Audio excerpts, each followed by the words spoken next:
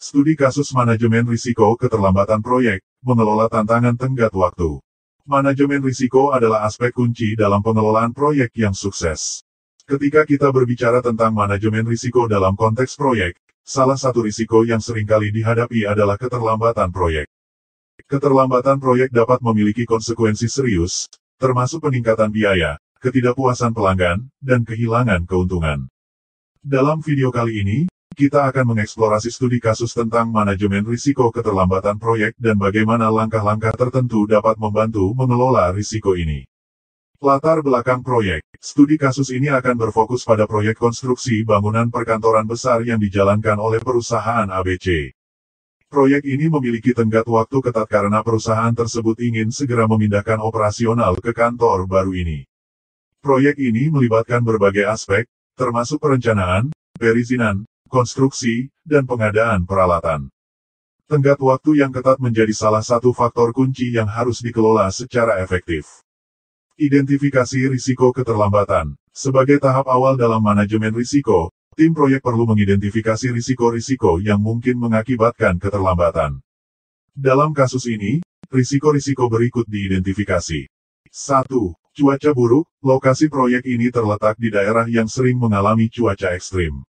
Hujan deras atau cuaca buruk lainnya dapat mengganggu kemajuan konstruksi. 2. Masalah izin. Proses perizinan yang kompleks bisa memakan waktu yang tidak terduga.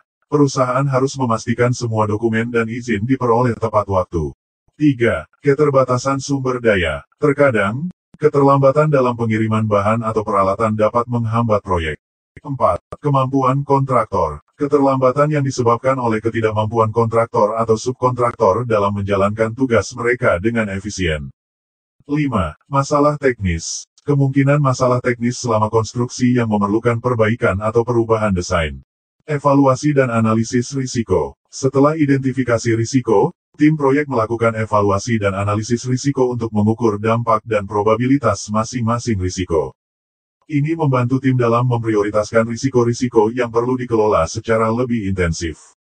Dalam kasus ini, risiko cuaca buruk dan masalah izin memiliki dampak yang tinggi dan probabilitas yang signifikan, sehingga harus diberikan perhatian lebih.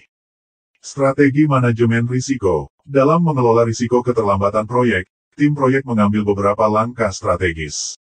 1.